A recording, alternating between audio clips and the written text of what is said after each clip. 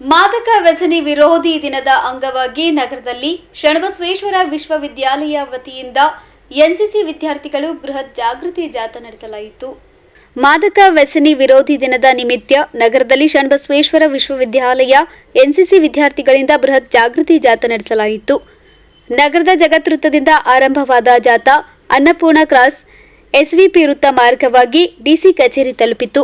ಈ ವೇಳೆ ಮಾತನಾಡಿದ ಶಂಕರಪ್ಪ ಹತ್ತಿಯವರು ಮಾದಕ ವ್ಯಸನದಿಂದ ಹಲವು ದುಷ್ಪರಿಣಾಮಗಳು ಬೀರುತ್ತಿವೆ.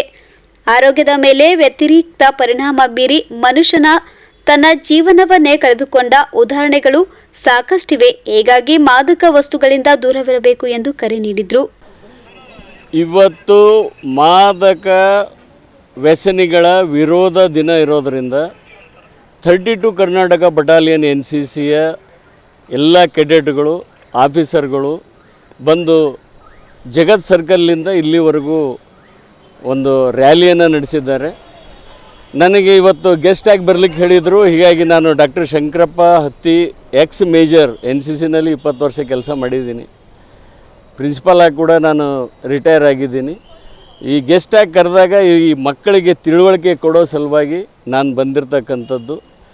ಈಗ ಮದ್ಯ ವ್ಯಸನ ಅನ್ನೋದು ಅಥವಾ ಏನು ಯಾವುದೇ ಮಾದಕ ವ್ಯಸನ ಇದೆ, ಅದು ಆಲ್ಕೋಹಾಲ್ ಇರ್ಬೋದು, ಸ್ಮ್ಯಾಕ್ ಇರ್ಬೋದು, ಗಾಂಜಾ ಇರ್ಬೋದು, ಅಥವಾ ಮೆಡಿಕಲ್ಲಿಂದ ಕೆಲವೊಂದು ಏನು ಔಷಧಗಳಿರ್ತವೆ ಅವು ಹೆಚ್ಚಿನ ಪ್ರಮಾಣದಲ್ಲಿ ತಗೊಳ್ಳೋದು, ಒಬ್ಬ ವಿದ್ಯಾರ್ಥಿಗಳ ಸ್ಪೆಷಲಿ ಕಾಲೇಜ್ ವಿದ್ಯಾರ್ಥಿಗಳಿಗೆ ಟಾರ್ಗೆಟ್ ಮಾಡಿ ಅವರನ್ನು ಕೆಡಿಸ್ತಾ ಇದ್ದಾರೆ.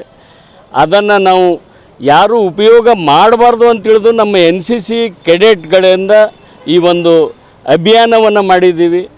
ಈ ಅಭಿಯಾನದಲ್ಲಿ ವಿದ್ಯಾರ್ಥಿಗಳೆಲ್ಲರೂ ಭಾಳ ಖುಷಿಯಿಂದ ಭಾಗವಹಿಸಿ ಅವರೆಲ್ಲರೂ ಸೇ ಟು ನೋ ಡ್ರಗ್ಸ್ ಅಂತೇಳಿ ಹೇಳ್ತಾ ಈ ಬಗ್ಗೆ ಜನರಿಗೆ ತಿಳುವಳಿಕೆ ಕೊಡ್ತಾ ಈ ಮಿನಿ ವಿಧಾನಸೌಧದ ಎದುರುಗಡೆ ನಮ್ಮ ರ್ಯಾಲಿ ಮುಗಿದಿದೆ. ಈ ಕಾರ್ಯಕ್ರಮ ಮಾಡಿರ್ತಕ್ಕಂಥದ್ದು ಇದಕ್ಕಾಗಿಯೇ. ನಾನು ಇನ್ನೊಂದು ವಿಷಯ ಹೇಳ್ತಿದ್ದೀನಿ, ನಮ್ಮ ಮಕ್ಕಳ ಜೀವನ ಏನಾದರೂ ಒಳ್ಳೆಯದಾಗಬೇಕಂದ್ರೆ ನಾವು ಮಕ್ಕಳ ಮೇಲೆ ನಾವು ಕಣ್ಣಿಡಬೇಕು. ಅವ್ರು ಏನು ಮಾಡ್ತಾ ಇದ್ದಾರೆ ಏನಿಲ್ಲ, ಅವ್ರು ಏನಾದರೂ ಒಬ್ಬಂಟಿಯಾಗಿದ್ದರೆ ತಿಳ್ಕೊಳ್ಬೇಕು. ಅವ್ರು ಯಾವುದಾದ್ರೂ ಒಂದು ವ್ಯಸನದಲ್ಲಿದ್ದಾರೆ ಅಂತ ತಿಳಿದು ಅವರಿಗೆ ಒಬ್ಬಂಟಿಯಾಗಿ ಬಿಡಬೇಡಿ.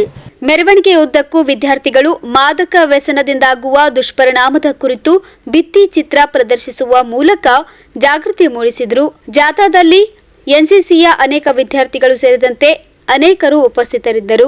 Bureau report in Gulbarga news.